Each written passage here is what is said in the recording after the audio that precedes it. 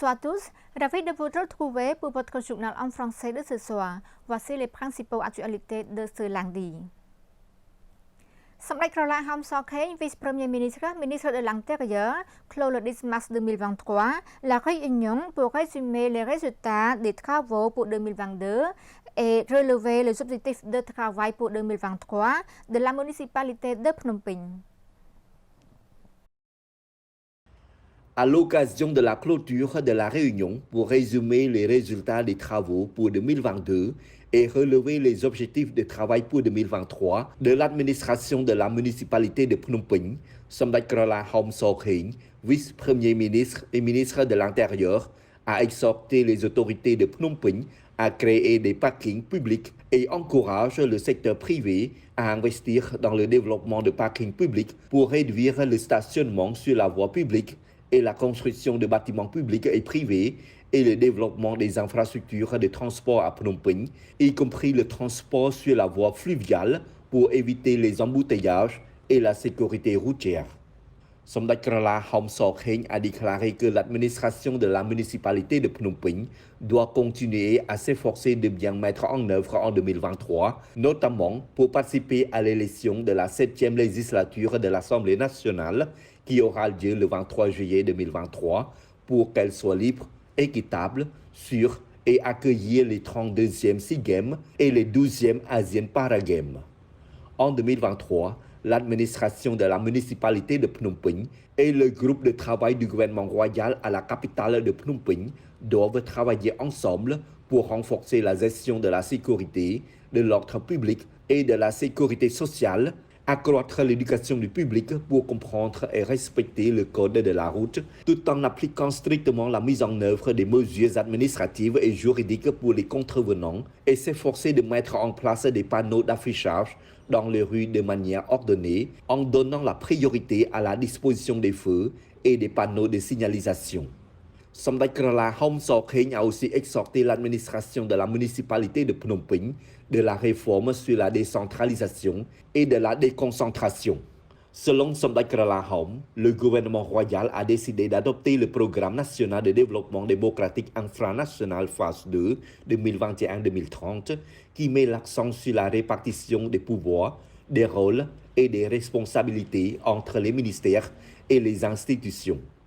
L'administration de la capitale de Phnom Penh doit continuer à soutenir et à faciliter les investissements privés, les activités de production et les entreprises dans le respect de l'état de droit, à promouvoir un développement urbain durable et intelligent comme principal pôle économique du pays. La Journée nationale de la lecture 2023 reflète le développement de ressources humaines compétentes et de conscience patriotique. C'est ce qu'a déclaré le Chumteo Kete Sangha Bandit Man Somon lors de la célébration de la Journée nationale de la lecture.លោកជំទាវគតិសង្ឃបណ្ឌិតម៉ែនសំអន vice-premier ministre, ministre des Relations Assemblée nationale, Sénat et de l'inspection et auteur représentant de Sommet Moha Sénat Paradijio Hun Sen, premier ministre du Royaume du Cambodge, et son excellence Dr Hong Chunarong, ministre de l'Éducation nationale, de la jeunesse et des sports, ont présidé la célébration de la Journée nationale de la lecture le 11 mars 2023 sous le thème La lecture est la voie de l'évolution de l'éducation qui s'est tenue à l'Institut de technologie du Cambodge. À cette occasion, son excellence Bandit Sapiecha Hong Chunarong a déclaré que la Journée nationale de la lecture est une journée nationale annuelle pour commémorer l'héroïsme et les nobles mérites de Sommet Prasong Krit Junat qui s'efforce de protéger le patrimoine culturel, la littérature khmer et afin de cultiver les habitudes de lecture, promouvoir la culture de la lecture, améliorer la capacité de lecture, composer et rechercher pour contribuer à la protection et à la promotion de la culture, de la civilisation khmer et élargir les connaissances à tous les Cambodgiens. Le ministre a rappelé que lors de la prévention de la propagation du Covid-19, le ministère de l'Éducation, de la jeunesse et des sports a lancé une stratégie d'éducation numérique par l'intégration du numérique dans le système de l'éducation pour assurer la durabilité de l'enseignement et de l'apprentissage en utilisant méthodes d'enseignement en ligne, apprentissage à distance, et apprentissage en groupe. លោកជំទាវ គតិសង្ឃបណ្ឌិត ម៉ែន សំអន a soutenu le thème de la 8e Journée nationale de la lecture 2023, reflétant l'importance de la lecture dans le développement des ressources humaines avec toutes les capacités et qualités, ainsi qu'un équilibre entre les compétences physiques, le comportement, l'attitude et la conscience patriotique.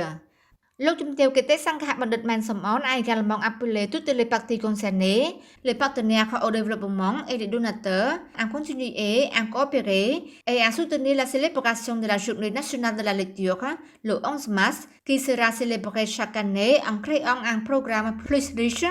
avec une qualité et une efficacité pour stimuler l'esprit du peuple cambodgien à accroître son intérêt pour la lecture, établir des habitudes de lecture et augmenter son écriture pour être plus actif et vivant pour contribuer au développement du pays. Son Excellence Quy Supol, conseiller personnel de Sa Majesté le Roi et ministre d'État chargé des Affaires générales du ministère du Palais Royal, inspecte le chantier de creusement d'un grand étang dans la province de Kampong Speu. Le 11 décembre 2023, Son Excellence Quy Supol, conseiller personnel de Sa Majesté le Roi et ministre d'État chargé des Affaires générales du ministère du Palais Royal, accompagné de Son Excellence Chi Hon, ministre auprès du ministère du Palais Royal et d'autres hauts responsables du ministère du Palais Royal, a visité d'inspection les activités de travail du personnel du groupe Somlach Eux qui interviennent activement dans le creusement d'un étang, une réalisation royale pour les habitants des villages de Stokchiri, de Kondal, de Chirei Senchi, situé dans la commune de Tang Samrong du district de Phnom Sruit, province de Kampong Speu. À cette occasion, Son Excellence Quy Supol a distribué des dons de Sa Majesté le Roi aux habitants et au personnel du groupe Somlach Eux. Les personnels et les habitants souhaitent exprimer leur plus profonde gratitude à Sa Majesté le Roi pour les grandes réalisations ci-dessus et souhaiter les vœux du Bouddha à Sa Majesté le Roi et à Sa Majesté la Reine-Mère.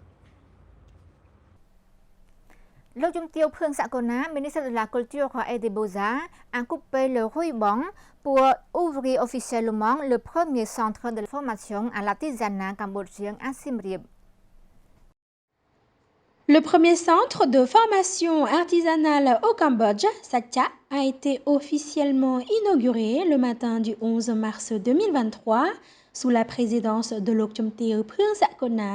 ministre de la Culture et des Beaux-Arts, de son Excellence U Sotha, secrétaire d'État du ministère de l'Industrie, de la Science, de la Technologie et de l'Innovation, ainsi que de nombreux autres partenaires du secteur privé. Ce centre est situé dans le village de Thmai, Sankat Svai Dangkum, ville de Siem Reap, province de Siem Reap. Les artisans travaillent en leur fournissant des emplois, des revenus durables et des avantages sociaux, environnementaux et économiques positifs. Le centre Satya organisera également des cours de formation supplémentaires et des centres de formation dans toutes les provinces du Cambodge, après la signature d'un protocole d'accord l'année dernière avec le ministère du Commerce pour soutenir le projet Une province, un produit, avec un projet pilote selon Madame Anne-Laure et Monsieur Pierre-André, fondateur du centre Satya. Monsieur Pierre-André a ajouté qu'à travers des créations contemporaines, pour mettre en lumière de nouvelles œuvres de grande qualité, mais en accord avec les lectures, les sculptures, l'art traditionnel et le travail de l'artisanat khmer authentique. Lok Chumteo Phương Sakona, ministre de la Culture et des Beaux-Arts, affirme que les ancêtres khmer ont laissé de nombreuses compétences artisanales pour la prochaine génération, comme le tissage, la sculpture ancienne, la poterie et d'autres objets artisanaux. Ces savoir-faire sont en danger ou en seront perdus s'il n'y a pas de successeurs de génération en génération. À Siem Reap, mis à part les temples antiques comme patrimoine tangible, il y a aussi un patrimoine immatériel qui est l'héritage des ancêtres khmer et l'âme de la nation khmer, et nous, le peuple khmer, avec la responsabilité de le préserver et de le maintenir. En tant qu'innovateurs, nous avons décidé d'apparaître comme de bons produits, et ces bons produits ne sont seulement connus localement, mais aussi à l'international. Le 17 mars, Samdech Akek Mahasena Padai Chon Sen, Premier ministre du Cambodge, recevra de grandes statues et des bijoux anciens au Palais de la Paix, amenés de l'étranger. Il y aura une exposition pour que le public puisse voir les sculptures de nos ancêtres khmers, datées depuis des temps anciens. La présence de ces sculptures apportera toutes les bénédictions de nos ancêtres et apportera la prospérité au peuple cambodgien dans tous les pays. Son Excellence Datina, ministre de l'Agriculture, des Forêts et de la Pêche, a présidé une réunion sur le nouveau pôle économique du Nord-Ouest au ministère de l'Agriculture, des Forêts et de la Pêche.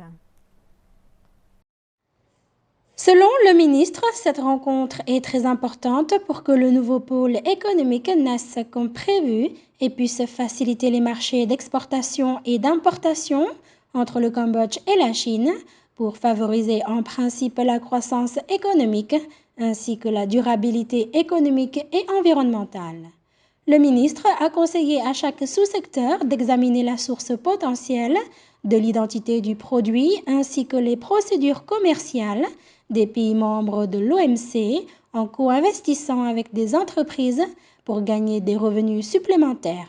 Outre les exportations, il a également mentionné l'importation d'engrais et des pesticides en provenance de Chine.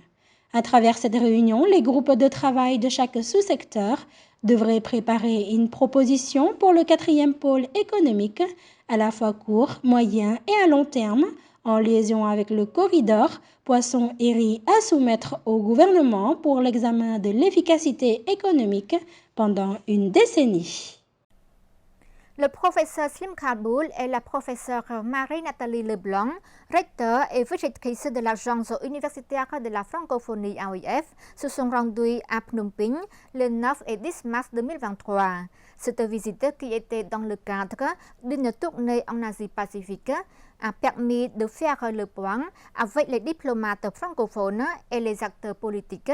et académiques cambodgiens sur la nouvelle dynamique de la francophonie scientifique au Cambodge.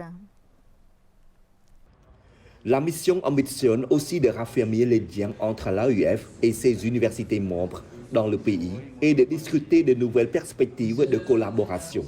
Le professeur Khalboul a été reçu le 10 mars au ministère des Affaires étrangères et de la coopération internationale du Cambodge pour faire le bilan des projets que l'AUF y déploie par le biais de son bureau national basé à Phnom Penh depuis 1994.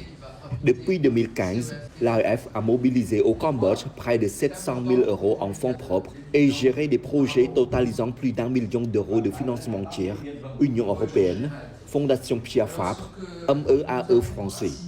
Les projets s'articulent autour de 5 axes stratégiques: transformation numérique et gouvernance universitaire, formation des formateurs et innovation pédagogique, employabilité et entrepreneuriat, réseautage et coopération internationale, recherche et innovation. Le Cambodge compte à ce jour 13 établissements affiliés sur les 87 membres du réseau de l'AEF en Asie-Pacifique. Au cours de cette visite au Cambodge, plusieurs rencontres ont été organisées, notamment avec le ministre de l'Éducation, de la Jeunesse et des Sports, le ministre délégué auprès du Premier ministre, accompagné du secrétaire d'État aux Affaires étrangères et à la coopération internationale, ainsi que des recteurs et vice-recteurs d'établissements membres. Les rencontres et discussions ont porté en particulier sur l'intensification de l'interaction entre les milieux politiques et scientifiques, le renforcement de la coopération bilatérale et multilatérale entre les acteurs politiques, diplomatiques et économiques du Cambodge et les pays francophones, la dynamisation de la coopération au sein du réseau des établissements membres, la valorisation de l'édition scientifique et de la recherche francophone, notamment par l'intermédiaire de l'Académie internationale de la francophonie scientifique, la nouvelle structure de l'AUF en charge de la gouvernance, de la publication et de la prospective universitaire. Et c'est la fin de cette édition. Merci pour votre fidélité. Nous vous retrouverons demain à la même heure sur TVK. Au revoir.